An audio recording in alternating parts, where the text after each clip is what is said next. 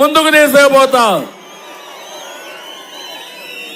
మీరు సిద్ధమా అని మిమ్మల్ని అడుగుతున్నా.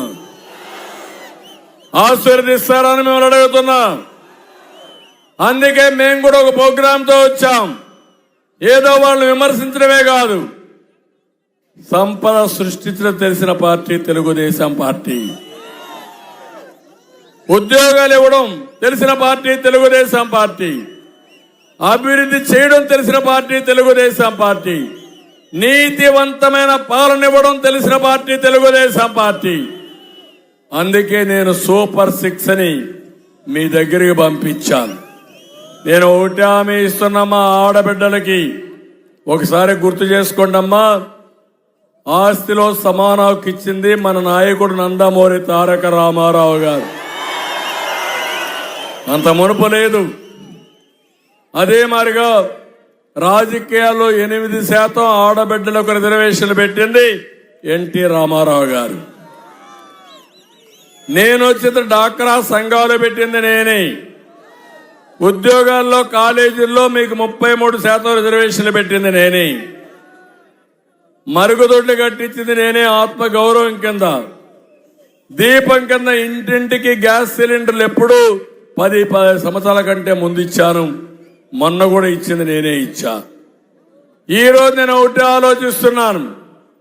ఆడబిడ్డల్ని ఆధారంగా చేసుకుని 4 కార్యక్రమాలు ఇచ్చాను. ఒకటి, ఆడబిడ్డ నిధి.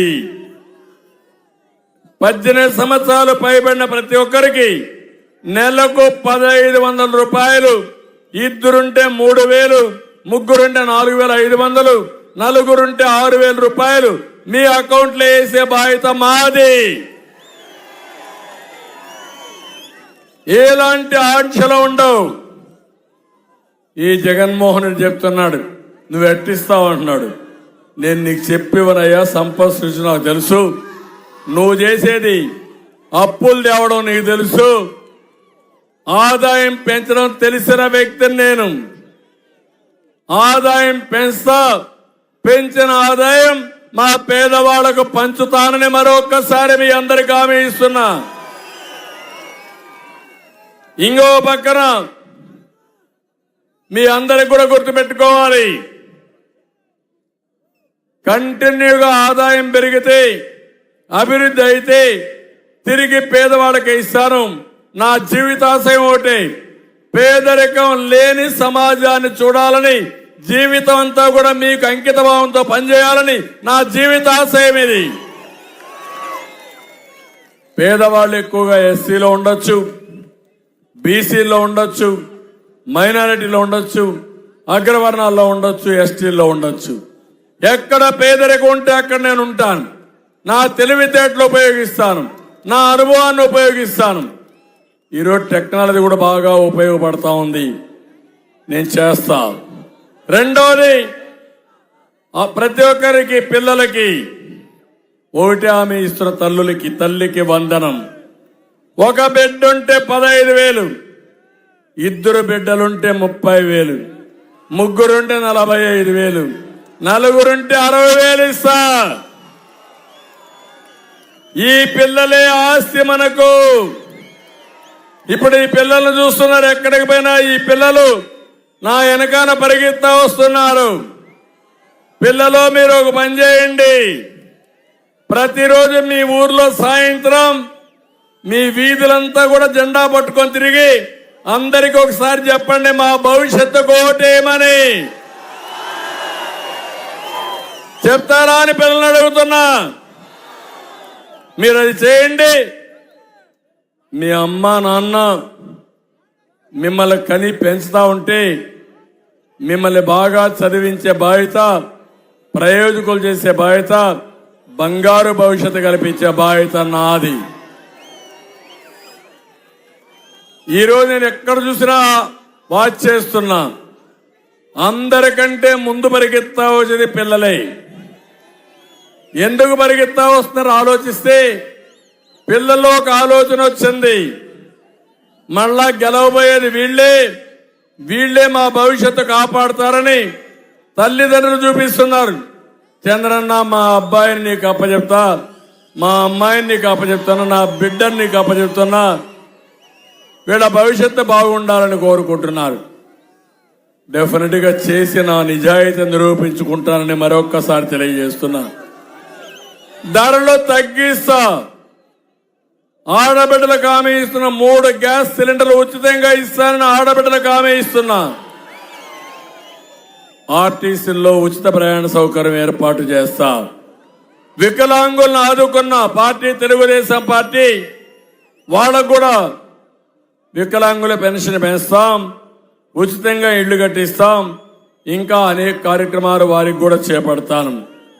ఇది కాకుండా ఆర్టీసీ బస్సుల్లో ఉచిత ప్రయాణం, నేనే డ్రైవర్ని, సేఫ్ డ్రైవర్ని, అనుభవం ఉండే డ్రైవర్ని, ఎవరికి ఇబ్బంది లేకుండా మిమ్మల్ని గమ్యం చేర్చడం నా బాధ్యత. అది కూడా చేస్తారని మీ అందరికీ హామీ ఇస్తున్నా. మహిళలు కావచ్చు, యువత కావచ్చు, బలహీన వర్గాలు కావచ్చు, అందరికీ న్యాయం చేస్తాను. రెండో విషయం మీరు ఒకసారి చూస్తే, రైతు అన్నదాత కింద 20,000 రూపాయలు ఇస్తా. రైతే రాజు చేస్తా, మీకు గిట్టుబాటు ధర ఇప్పిస్తా, బిందు సేద్యం ఇప్పిస్తా, వ్యవసాయంలో ఆధునీకరణ తీసుకొస్తా. మిమ్మల్ని పైకి తీసుకొచ్చే బాధ్యత నాది. రైతు గర్వించే విధంగా రాబోయే ప్రభుత్వం ఉంటుంది. మీ ఆదాయం పెంచుతాం, అప్పులు తగ్గిస్తాం, మిమ్మల్ని ముందుకు పోయే పరిస్థితిని తీసుకొస్తాను. అదే సమయంలో యువత, పిల్లలు మీరు గుర్తుపెట్టుకోండి, 20 లక్షల ఉద్యోగాల 5 సంవత్సరాల్లో, ప్రతి సంవత్సరం 4 లక్షల ఉద్యోగాలు. నేను వస్తానే మొదటి సంతకం మెగా డిఎస్సి. మొన్న అన్నాడు జగన్మోహన్ రెడ్డి, మీరు ఏం చేశారని అన్నాడు. నా ట్రాక్ రికార్డు, నా బ్రాండ్ ఒక్కసారి చెప్పా, మళ్ళా తిరిగి నోరెత్తలా. నేను 14 సంవత్సరాలు ముఖ్యమంత్రిగా ఉంటే 8 సార్లు డిఎస్సి పిలిచాను. ఎన్టీ రామారావు గారు 3 సార్లు పిలిచాడు. మొత్తం కలిసి 11 సార్లు పిలిచాం. ఇప్పుడుండే టీచర్లో 70% మేము నియమించిన వాళ్లే ఉన్నారు. అప్పుడు డిఎస్సీలే ఉన్నాయి. నువ్వు సీఎం అయ్యావు, ఏదో మన దురదృష్టం కొద్దీ 5 ఏళ్ళు అయిపోయింది, ఒక్క డిఎస్సీ పెట్టావాను? పెట్టావని అడుగుతున్నా.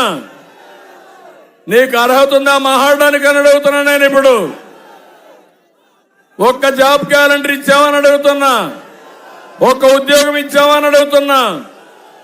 మొన్న ఏపీపీఎస్సీలో డిఎస్పీలు, సబ్ కలెక్టర్ ఉద్యోగాలుంటే, ఆర్డీఓ ఉద్యోగాలుంటే అవి కూడా అమ్ముకోవడానికి లిస్ట్ ప్రకారం మెరిట్కి రాకుండా చేస్తే స్టే వచ్చింది.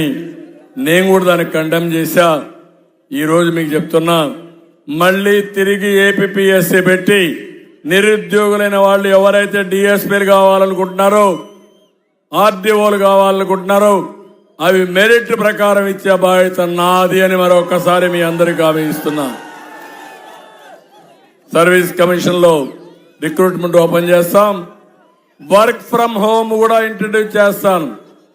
మీ ఇంటి దగ్గర కూర్చొని అమెరికా కంపెనీలో పనిచేసే విధానం, బాపట్లో మండల హెడ్ క్వార్టర్లో వర్క్ స్టేషన్లు పెట్టి ఇంట్లో బోరు కొడితే అక్కడికి వచ్చే పనిచేసే విధానం. తమ్ముళ్ళు, భవిష్యత్తులో పనిచేయాల్సిన శారీరకంగా కాదు, తల పనిచేయాలి, బ్రెయిన్ పనిచేయాలి, తెలివి ఉండాలి. జగన్మోహన్ రెడ్డి మరికి పిచ్చోడైతే